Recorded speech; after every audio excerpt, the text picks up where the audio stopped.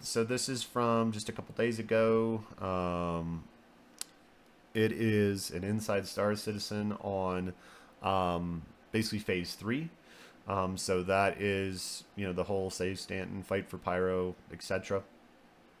And they kind of talk about the story.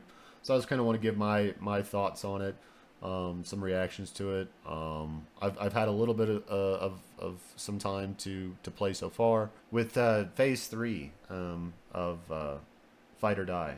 So anyway, I'm gonna go over this video and we'll see what we get. Are you happy with yourself? Over the moon. Ecstatic with myself. Their armor was the same with a color difference. There was a mission where we told you to go kill slicer supplies that was the exact same when we told you to go kill frontier fighter supplies. The data pads I placed around Stanton as well, telling you, giving you hints that maybe something was going on. I think this is a great kind of PSA to read your contracts from now on. Maybe I hid them a little too well. Sorry. So yeah, just FYI, they're talking about all these different events they've been running and then what this is leading into for Phase 3.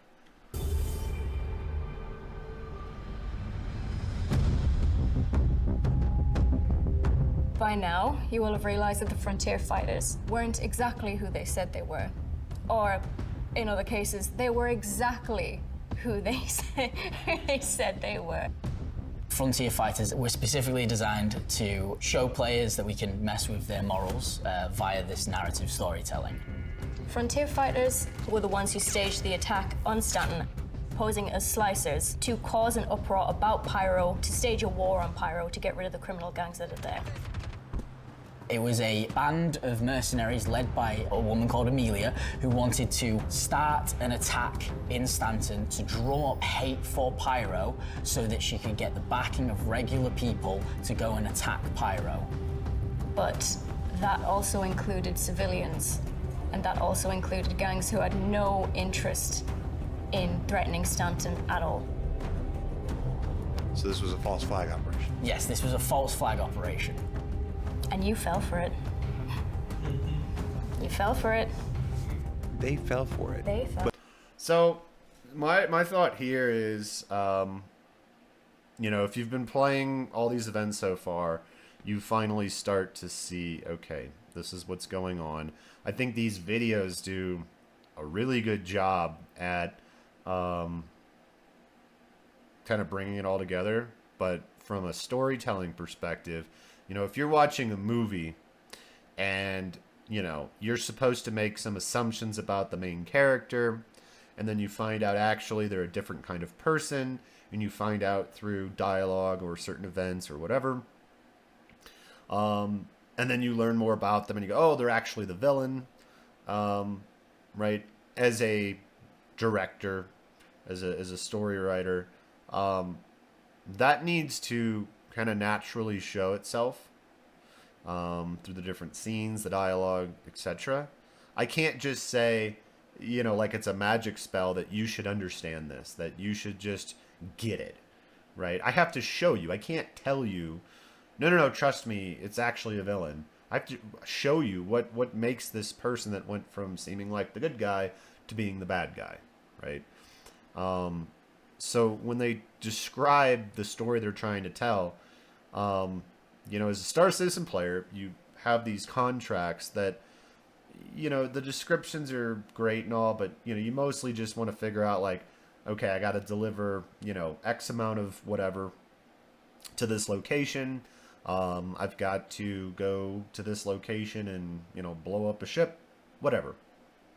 You kind of get to the meat of it pretty quickly. And if you've seen enough of the contracts, you're like, cool, but that's not that immersive. And certainly as a storyteller, it's like when in a film, when someone shows, like something written on a note. If they really want you to know what's written on that note, they'll spend a lot of camera time looking at that note, giving you a good clear shot of it, not adding too many words, right? Like, we don't want you to have to read like a book, but like, what is this person trying to communicate? I know you were there yesterday, or what, like some surprising reveal. if I just quickly show a piece of paper and kind of have it out of focus, and then, you know, cut away, it adds mystery. Or maybe as a director, I'm not trying to convey that you need to know what was on the note, simply that I was communicating something to someone else. But those are different storytelling techniques that ensure that as the viewer, the gamer, the, you know, the participant, that you know what you need to know. Not too much and not too little. And I don't know that their, you know, mission or storytelling team actually accomplishes that. And that kind of bothers me because, again, they're kind of telling us, oh, you should have known that, see, we had this and we had, great, but Star Citizen, you know, it's a pretty massive universe. There's a lot of stuff that you could easily gloss over. And some stuff that you just get, you know, used to running past. So for them to say, oh, it should be this way or that way, I think they have the right ideas. I don't know that their execution is the best. So anyway, we'll continue, guys, but I just think you should keep that in mind about how it is that they are conveying this information to you, the player. But you named it Maniac after yourself. I didn't do that. Haddock did that.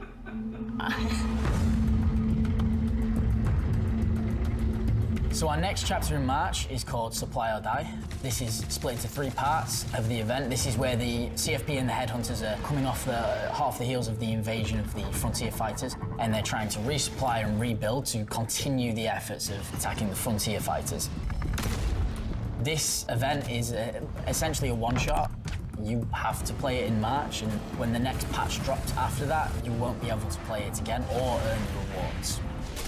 So I will say, as feedback, if they do stick to this one patch a month, which is going to be tough, but if they do, cool. The game better run really well. And like I said, so far in 4.0.2, it's pretty good. But it has to run very well, because otherwise that's frustrating to say. You only have 1 month to get this done, and good luck if the game's actually playable on a given day.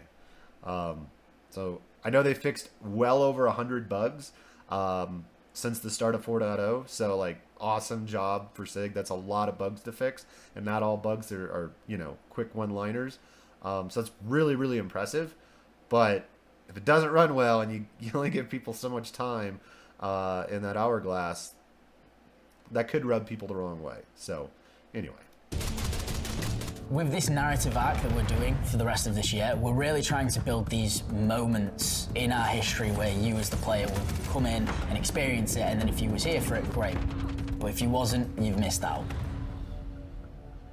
For this event, there are 6 new locations that we built, 1 on each of the major planets in Pyro. These locations are discoverable by quantum marker, and at these locations you will find these outlaw depots. The difference between an outpost and a depot is that an outpost is generally a lot larger in size. There's various things to do at an outpost. It's like a little community that kind of is in one way or another self-sufficient. A depot is really just an offshoot storage location. So in that sense, it doesn't have all the amenities for a local population or for the player as well. It's more of like an offshoot location in that sense. The depots see the return of the scavengers, the circus, essentially. It was introduced with the ghost arenas. So this is not a faction we've seen much about, but it's a faction that we can identify by green text and spray paints on the buildings. So as you go around the environment, you'll see that they've tagged it, and they'll be saying, you can get big money here, and go here, and go here. This is where you buy it. Look out here, take cover here. The location is one that they've taken over, and they've added their unique twist to. I do really enjoy this kind of art. Not necessarily for the particular aesthetic reason, but it starts to give some identity.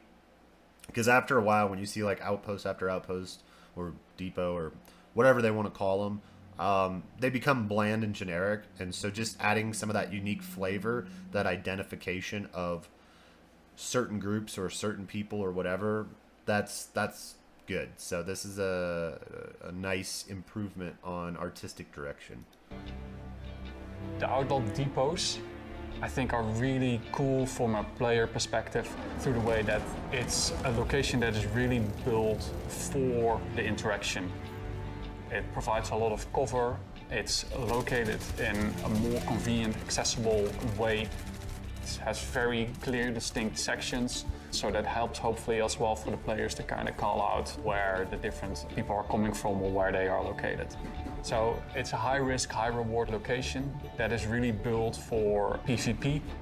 There is an initial population at the location, so if you're the first there to show up, you might be a little bit careful. If you're gonna land in the middle, might be a little bit hot, but that's the right challenge that we're trying to provide for you guys.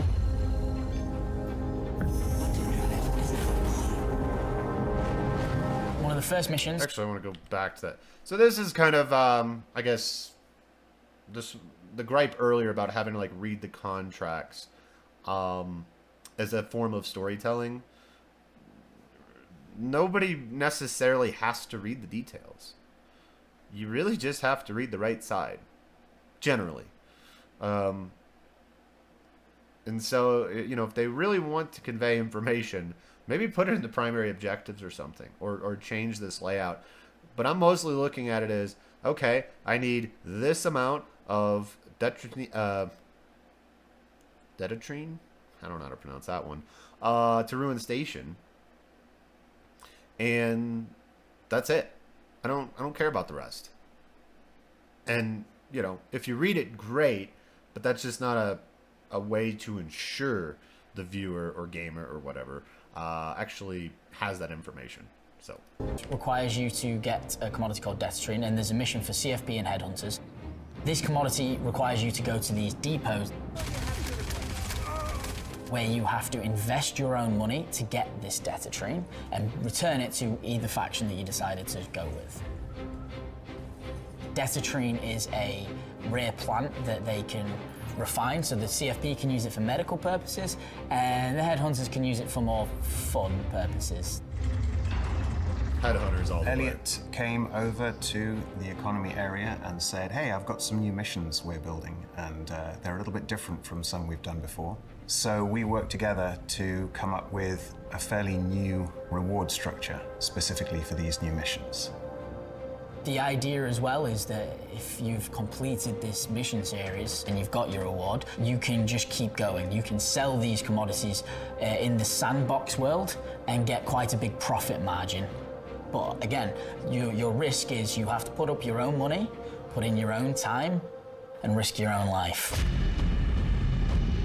Risk reward, I like it. For the mining mission, again, both factions will require you to get 2 commodities.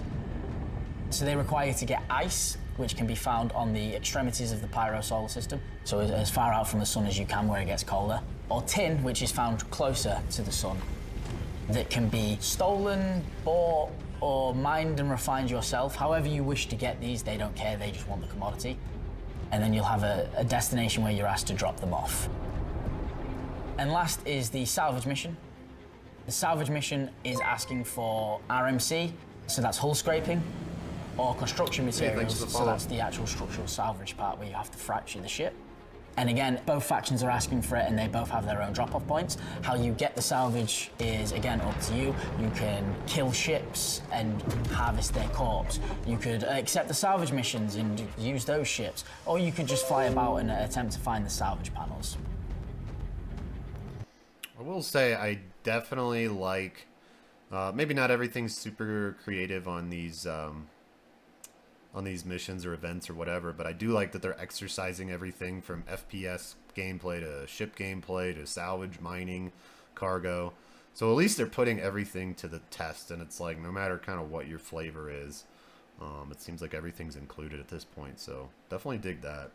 The event is both PvP and PvE. It takes place in Pyro, so you've always got to have your wits about you. The Detatrine one that takes place at the outposts will have more of a PvP element because it's going to have more reward for people who are PvPing. The mining and salvage one are introduced for more industrial players, more PvE. There's not much you really need to do here PvP-wise, but again, you're in Pyro, keep your wits about you because you never know who's going to turn up. I will. I'll be there. The thing that's unusual about these missions is that they're designed to encourage group play. There's nothing stopping you doing it solo. You can absolutely do it solo, although obviously in Pyro you have to take appropriate precautions if you're playing solo. But each of these missions, if you can get together a group of friends to help out, you will probably find that it will be more successful. Did you unfix that terrible fix that you did last patch? The initial design of EVR has been fairly successful, but it definitely has areas it needs to be improved with, and one of those areas is enabling group play instead of suppressing group play. And the design intention is to move away from reward splitting. So that's good for the reward splitting, but I have to say, like, the best example of group gameplay, I think, was the Ninetales mission, where you had to basically attack a bunch of ships and get cargo and bring it back to the Javelin, or for the Javelin, and it was somewhat forced group play because you all went to the exact same spot and did the same thing. You either shot ships or you got cargo. This event so far, in my experience, it might be wise to group up, but there is nothing that would suggest it. So again, like, intention versus execution, disconnect still. Either they have to make it more difficult, like that's how a lot of RPGs do it. You know, you try to kill the level 10 elite and you're level 7 and you just die over and over, and then you get a couple people and all of a sudden it's easy. That's an option. I'm not sure what the solution is for them in this type of game, but it's definitely soloable. Unless you just have like a really small ship or something like that. So with that in mind, we're taking steps towards that, and these missions and the way that the rewards are structured for these missions is a good indication of that design intention. So with all this, the mission reward system is changing, right? The rewards that you will get will scale with the size of the group that we expect for each mission. So the small missions are designed for solo players, the medium missions are designed for around 4 to 5 to 6 players, and the large missions are designed for 10 and above players. And in subsequent patches... No. I mean, you literally just get a bigger ship and you buy more of the material. Like, you can buy the materials too.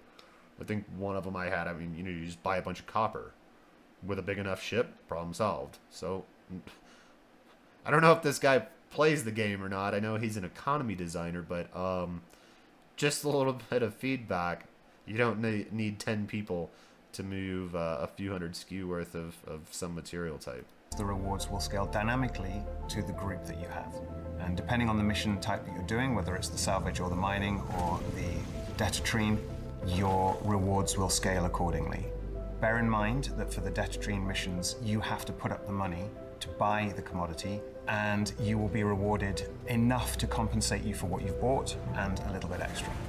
The other thing to bear in mind is that all of these missions have a secondary reward mechanic, which is that you are working to get tickets so that you can get the unique rewards, which you can only get during this mission, during this month, and then they will never be offered again. It's like the redemption at Chuck E. Cheese.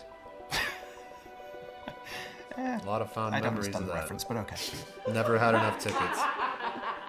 Or coins or whatever American those were. lost in Britain. No, it's tickets. Yeah. Why does this matter?